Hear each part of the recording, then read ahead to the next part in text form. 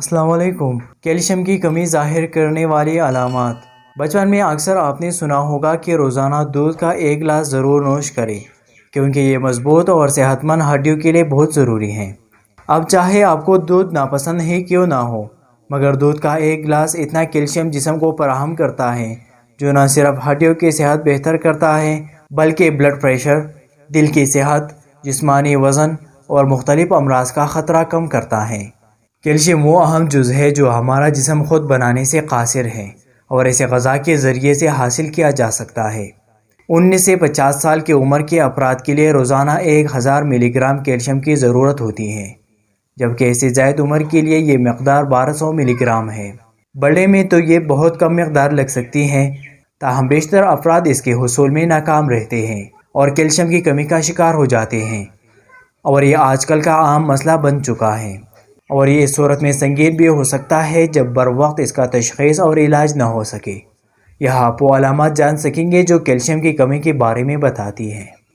اور ہاں، ناخن میں سفید نشانات کیلشیم کی کمی ظاہر نہیں کرتے۔ انگلیاں سن ہونا یا سوئیاں چبھنا جسم میں کیلشیم کی کمی کی سب سے بہت بڑی علامت یہ ہو سکتی ہے، جس میں اکثر افراد توجہ بھی نہیں دیتے۔ انگلیاں سن ہونا یا ان میں سوئیاں چبھنے کا احساس اس بات کی علامت ہو سکتی ہے کہ جسم کو کیلشیم کی کمی کا سامنا ہے۔ کمزور ناخن۔ کیلشیم کی کمی کے سب سے عام علامت یہ ہے کہ کمزور ناخن ہوتے ہیں۔ اگر آپ کے ناخن اکثر ٹوٹ جاتے ہیں یا صحیح طرح اگتے نہیں تو یہ کیلشیم کی کمی کا نتیجہ ہو سکتا ہے۔ اگر آپ کے ناخن اکثر ٹوٹ جاتے ہیں یا صحیح طرح اگتے نہیں تو یہ کیلشیم کی کمی کا نتیجہ ہو سکتا ہے۔ اس صورت میں دودھ سے بنی مصنوعات، سبز پتوں والی سبزیاں، مچھلی، گریا اور انجیر وغیرہ کا استعمال اس مسئلے سے نجات دلا سکتا ہے۔ مسلز کی اکڑن۔ مسلز کا اکڑنا بھی کیلشیم کی کمی کی ابتدائی علامات میں سے ایک ہے۔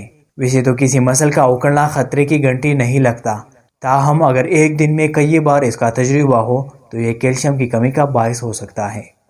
دانتوں کے مسائل۔ کیلشیم دانتوں کی صحت کے لیے انتہائی اہم جز ہے۔ اس کی کمی دانتوں پر بھی اثر انداز ہوتی ہے۔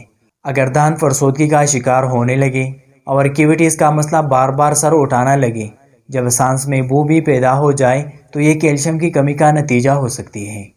دودھ زیادہ پینا اس حوالے سے مددگار ثابت ہو سکتا ہے۔ High blood pressure. کیلشیم کی جسم میں مناسب مقدار بلڈ پریشر کو معمول میں رکھنے میں مدد دیتی ہے۔